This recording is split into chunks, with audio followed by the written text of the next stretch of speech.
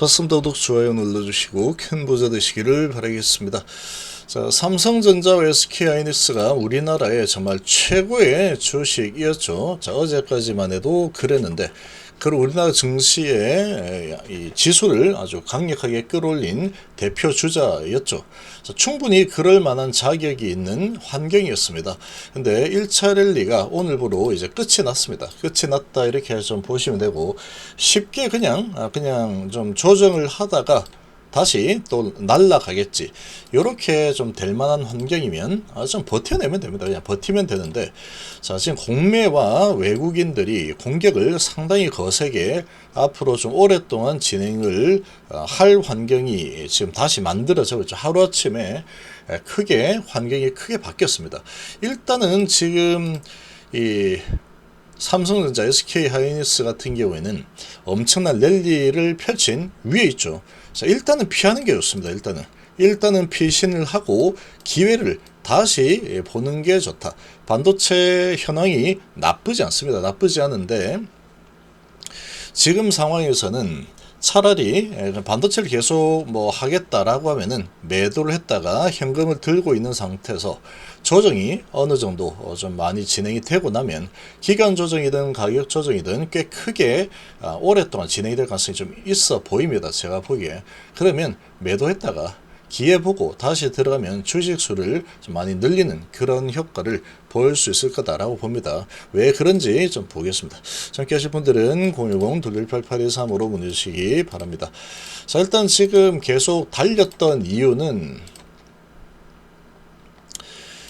가장 큰 호재죠. 반도체에서 가장 큰 호재다. 반도체 큰 대사이클을 이루는 가장 근본적인 부분은 이 바로 공급 부족이냐 아니면은 공급이 남아도느냐, 요게 이제 크게 좌지우지한다. 이게 거의 핵심이라고 보시면 돼요. 핵심. 그러니까 이 공급이 남아도는 상황이 되어버리면 가격이 계속 내려갑니다. 반도체가 계속 내려가다 보면은 팔면 팔수록 손해인 구간이 오게 된다. 하이닉스도 그렇게 잘 나갔었지만 한때 분기 적자가 1조 5천억 이렇게 나왔죠. 그러다가 이 회사 없어지는 거 아니야? 이런 생각을 또 할 수 있을 텐데 없어지지 않습니다.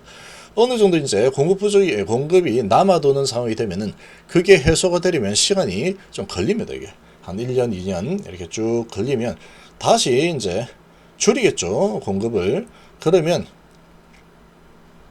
어느 시점이 되면은 또 이제 PC나 이런 휴대폰 교체 사이클이 딱 도는 시기가 옵니다. 그렇게 되면은 다시 공급이 크게 부족한 상황이 된다. 지금이 딱 그런 상황이다. HBM 반도체가 워낙에 지금 새로운 시장을 형성하면서 잘 나가다 보니까 돈을 아주 많이 버는 마진이 큰 신제품이죠. 자, 그러다 보니까 그쪽을 생산해야지 돈을 많이 벌겠죠. 그러면 이런 범용 디램이나 이 낸드 플래시 이쪽은 투자를 뭐 좀 줄이거나 아니면 동결시켜 놓거나 하고 HBM 반도체를 계속 신경써 많이 만들겠죠. 돈을 더 많이 버니까. 그러다 보니까 그런 시간이 쭉 지나면서 이제 남아있던 이 물량들이 소진이 좀 되고 공급이 이제 좀 살아나는, 수요가 살아나는 이런 상황이 되니까 공급은 계속 이제 제자리 걸음, 그러니까 이제 부족하게 되겠죠.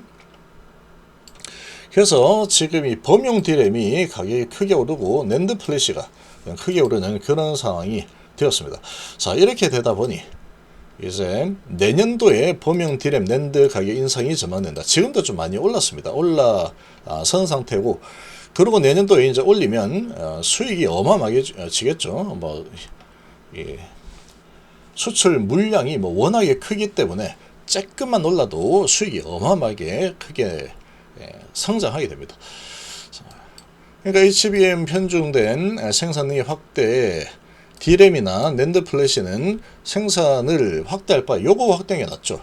그러다 보니까 여기가 수요도 이제 증가하는 상황에 공급은 이제 부족한 상황이 돼버렸다. 그러니까 주가가 올라가는 겁니다. 내년에 이제 돈 많이 벌겠구나, 오케이 하고 막 미친 쓰다 담았죠. 이렇게 해서 밀어 올려서 지금 신고가 치고 뭐 난리가 났죠. 자, 이런 상황이었고 반도체 전망은 좋습니다. 이게 갑자기 바뀌거나 그러지 않다. 이거는 계속 좋을 겁니다. 좋을 거다. 그러니까 반도체의 이 업황 자체가 아주 강력하게 턴어라운드가 되는 그런 시기에 이제 접어든다라고 보시면 되겠죠. 그런 것 때문에 삼성전자와 SK하이닉스가 이렇게 크게 올랐다. 자, 그런데 자, 돌발 악재가 나와버렸죠. 트럼프의 입. 반도체 의약품 관세 자동차보다 높을 수도 있어요. 자동차 25%인데 지금 이게 지금 참 이 트럼프 때문에 종잡을 수가 없는 상황인데 이거는 지금 그냥 에이 뭐 어떻게 좀 하다가 다시 뭐 좋아지겠지 이렇게 하기에는 이 불확실성의 이 사이즈가 너무나 큽니다.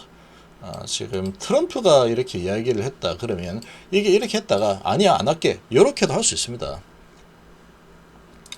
지금 반도체 100% 의약품 150% 200%까지 거론을 했는데 이렇게 하다가 갑자기 확 줄이죠. 이렇게 다 하진 않을 겁니다. 이렇게 다 하진 않겠죠 당연히.